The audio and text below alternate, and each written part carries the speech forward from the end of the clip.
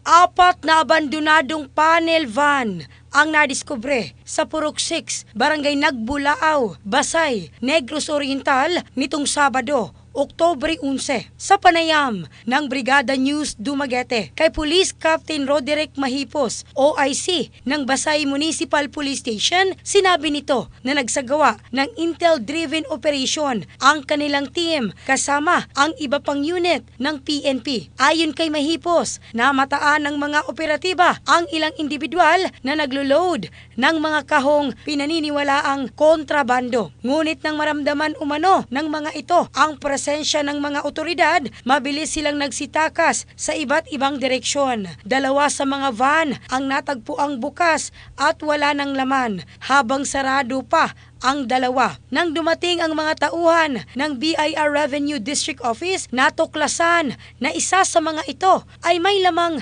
mga smuggled cigarettes. Dadalhin ang mga nakumpiskang kontrabando sa Legal Division Office ng ahensya para sa tamang dokumentasyon at pagtukoy ng kabuang halaga nito. Patuloy ang investigasyon ng mga otoridad kaugnay sa mga sangkot sa insidente. In the heart of changing lives, ako si Michelle Craste ng Brigada News Philippines, the Music and News Authority.